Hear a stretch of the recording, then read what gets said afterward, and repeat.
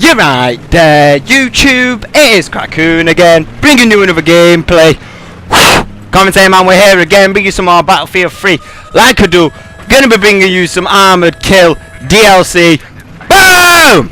Getting on with it, doing like we do. Armored Kill DLC on the map, Armored Shield, beasting off, starting off here in like this anti-aircraft vehicle. I don't even know. This thing's a beast. I mean, it's been in other parts of multiplayer and Battlefield 3 as such like that. I don't know whether or not this is a new model or something like that. Not 100% sure. Whatever. Using the L86A2 with the ACOG scope on there. I've got a bipod as well with the extended mags attachment as well on the support class, obviously. So I've got my C4 on there as well.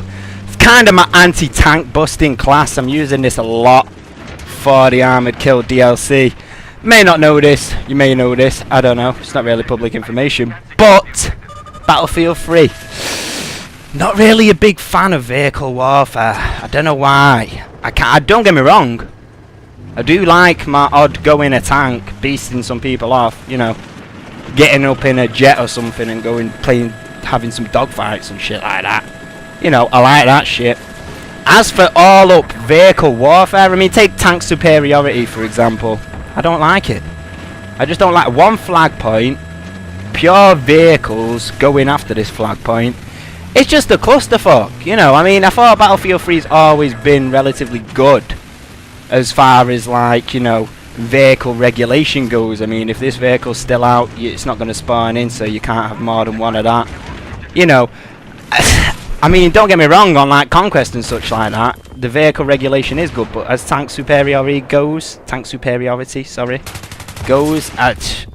a fan of it, to be fair, not a fan of it. And I expected, to be fair as well, on top of that, with this DLC, I expected a lot more vehicles. That was it. I mean, some of these vehicles even look like the same model and shit. I mean, what, the combination, the Sprut and the M1128 or whatever it's got. I mean, no, I'm not happy with it. But as you can see here from the start as well, I kind of left these portion of the gameplay in. This gameplay was originally about an hour or so long. Managed to get it down to 13 minutes. Pretty good job, I'd say so. I'll go on like some ill streak at the start. Go on like an 18-0 gun streak pretty much, except for a few kills that I got with the anti-aircraft vehicle or whatever.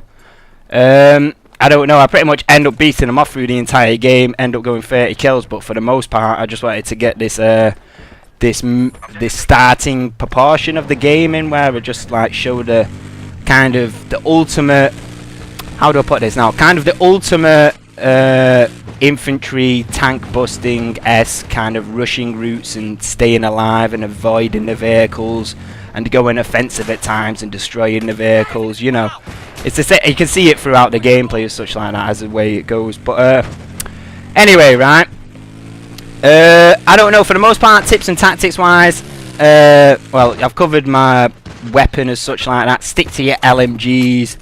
The bipod and LMGs on most of the Armored Kill maps is pretty devastating. Pretty devastating. I mean, I'm showing you a few points now in which I like to hold down, and you can generally pick up like infantry spawn rushes.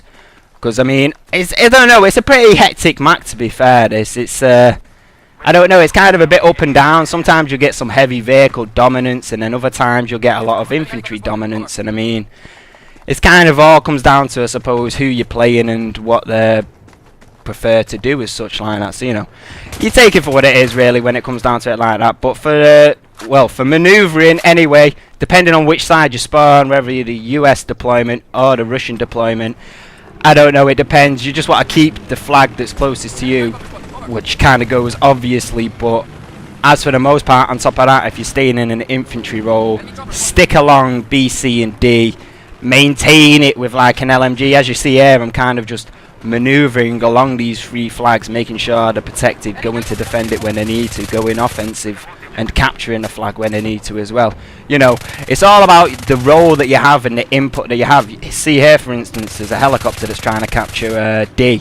I'm laying down some hardcore like support fire with the LMG onto the helicopter. I clicked the driver to begin with, to manage to get him to actually fly off and not be as secure on that flag as possible.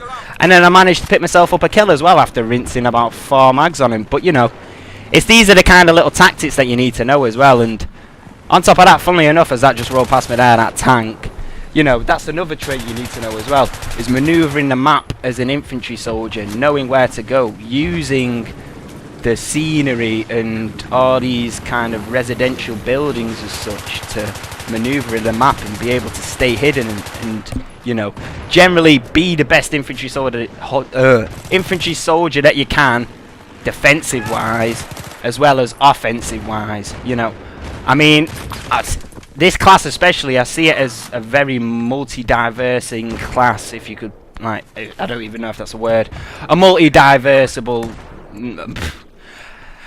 whatever. It's pretty much a very open class to what you can do. I mean, it's an extremely good infantry killer, as well as being extremely good with destroying vehicles, which kind of goes without saying with the armored kill DLC. So, you know, you take it for what it is really when it comes like that. But as you can see here, I'm just maintaining the flanks from B to C to D. Pretty simple scenario. And I don't know, it was a pretty interesting factor behind this as well, because I didn't really know if I was going to bring any Battlefield 3 armored kill to my channel. But eventually I decided to do so after doing a bit of research on YouTube and having a look at a few commentaries and a few other gameplays out there and such like that. And I kind of noticed the trend of a trait that was kind of popping up through these gameplays and such like that. Because obviously, the armored kill DLC, it's not like brand spanking new, hot off the press, been out for 2 days. It's been out for a month or so now, something like that, maybe just under a month. I don't know exactly when it got released, but I kind of jumped on the bandwagon a little bit later, as I usually do as I usually do with you know, the Battlefield 3 DLC as it goes. I mean, I jumped on Back to Karkin late, the same goes with Close Quarters. I tend myself to, you know, I don't see myself as a hardcore Battlefield 3 like player non-stop, but don't get me wrong, it's like anything, I will play it until my fingers bleed, and then when I get bored of it I stop playing it. And I was playing Call of Duty as well at the time, so you know, it kind of crossed in between that, especially with Modern Warfare 3 coming to the end of its lifespan now, with Black Ops 2 around the corner. So you know, I'm delving into a few other games, getting some other stuff, pardon me, getting some other stuff wrapped up before Black Ops 2 comes out. You take it for what it is really. But here, coming up right now, is the end of my beasting 18-0 like gun streak. I go on some pretty much flawless tear here to begin with, where I don't die and then I make a stupid mistake right about now. It was horrific, to be fair, horrific. Not much you can do about it. I mean, hey, I'm happy with that. I'm fine with that. I mean, I fucking absolutely raked him off to begin with. Got 18 kills. Like, the other top player within the entire lobby has got something like 9 kills or 10 kills. I don't even know. You know, it's about that extra, you know, it's about the extra amount of skill that you have. And it's interesting how you compare it between players in certain lobbies and such like that, in which you could be the best not the best Call of Duty player. You could be the best Battlefield 3 player of all time, but if you're in a lobby with a lot of decent players, then, you know, it's not really going to shine through. You may be only appearing as an average player, but it's how you interpret it and how you recognise all these other kind of, you know, players in the lobby and whether or not they're better or worse than you. You know, it's all about how it portrays. As for this lobby isn't too bad. There's a lot of high-ranking people in here. I mean, they could just be shit at the game and they play it a lot to get to the high rank. But don't get me wrong, they do kill me a fair few times towards the end and throughout the gameplay. So, you know, it's not all fun and games. It's I mean, I do take my fair share every now and again. But yeah, weapon-wise, I've gone through my weapon of choice, L86A2, sticking with my LMGs throughout most of the Armored Kill DLC. Don't get me wrong, I may pull out a few carbines every now and again, depending on the game type and such like that. But for the larger kind of conquest game types on, well, especially this map anyway, it's extremely open, and you can really tell that, well, EA or DICE or whatever has put in a lot of effort into this map to kind of center it around the vehicle kind of warfare aspect of it. And I mean, it's understandable. I mean, duh, title, Armored Kill. I think it gives it away a little bit, whatever. But, you know, It's a very open map. That's why I've also opted for the ACOG scope as well. I don't know. I've always loved like ACOG scopes in Battlefield 3. Call of Duty, they suck. They suck.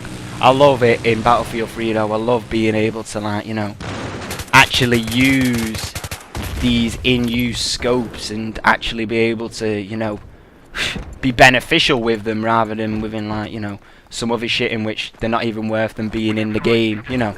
It's interesting how it works like that, but I don't know, for the most part as well, I'll probably be bringing you quite a few of these, maybe 3 as a minimum of these gameplays, or maybe 4, sorry, well obviously 4 because there's 4 of the maps. I'll bring you at least 4 of these. As for more of them, I don't know exactly.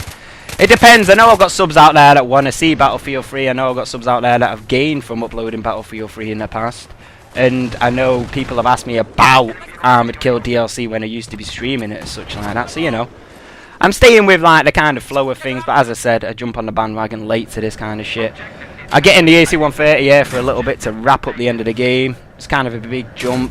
The tickets proceeded to go down horrifically. I cut the gameplay off early because it's too much of a horrific beating. Seriously, this gameplay was like over an hour long and I managed to get it down to 13 minutes.